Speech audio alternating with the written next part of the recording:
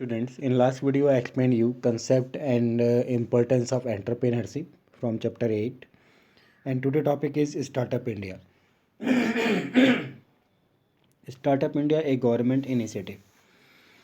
Startup India scheme is an initiative by the government of India for generation of employment and wealth creation.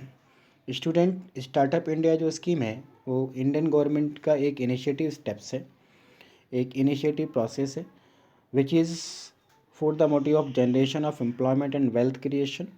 The goal of Startup India is the development and innovation of projects and services and increasing the employment rate in India.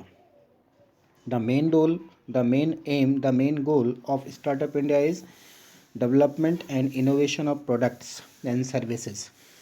Development करना और services और products को innovation करना and increasing the employment rate in India. India में employment rate को increase करना, this is the goal of startup India. The benefits of Startup India scheme is simplification of work, finance support, government tenders, networking, etc. Opportunities. Startup India was launched by Prime Minister Sri Narendra Modi on 16th January 2016. Student, listen clearly. The Startup India scheme was launched by Prime Minister Sri Narendra Modi on 16th January 2016. Let us learn more about benefits and eligibility of Startup India. Action plan of Startup India scheme. The action plan of Startup India is based on the following factors and benefits. These are as follows. First is simplification of work. This initiative simplifies the work for the new entrants in order to motivate them. This includes following steps taken by the government. Students, startup India का जो first benefit है that is simplification of work, यानी कि this simplification of work simplifies the work for the new entrants in order to motivate them. मतलब new entrepreneur को motivate करने के लिए कि this includes the following step taken by the government.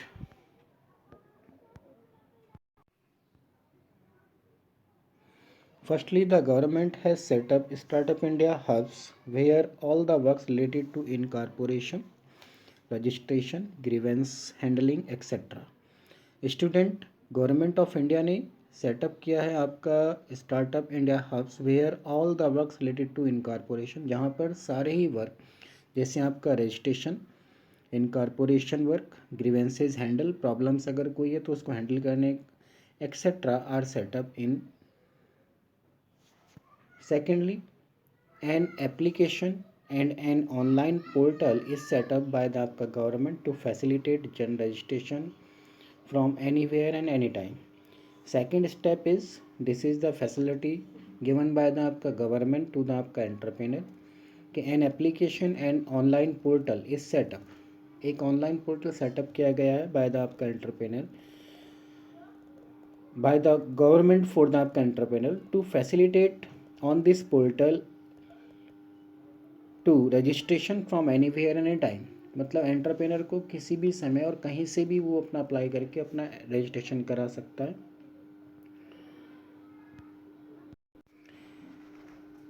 Thirdly, the patent acquisition and registration is now fast for the आपका startups. जो patent acquisitions हैं and registration से रिगार्डिंग वर्क है is now fast for the आपका startups के लिए बहुत तेज़ी से होता है. And last is, according to the Insolvency and Bankruptcy Bill 2015 facilitates fast winding up of the startup. ठीक है, इसमें लिखा कि अकॉर्डिंग द आपका इंसॉल्वेंसी एंड बैंकक्रप्ट बिल 2015, जो हमारा 2015 का बिल है रिगार्डिंग द आपका इंसॉल्वेंसी एंड बैंकक्रप्सी, तो ये फैसिलिटी प्रोवाइड कराता है फास्टली वाइंडिंग अप द आपका स्टार्टअप, उस स्टार्ट्स को वाइंडिंग अप करने का, नहीं क्लोज करने का. A new startup can wind up itself with in 90 days of the आपका इनकॉर्पोरेशन. जो जो न्यू स्टार्टअप है जिन्होंने बैंक्रप्सी या आपका इंसॉल्वेंसी में आया है can wind up it self, वो अपने आप ही वाइंड अप हो जाता है, फिनिश हो जाता है या क्लोज हो जाता है with in 90 days of the incorporation. Registration से 90 दिन के अंदर अंदर वो खुद ही अपना क्लोज हो जाता है।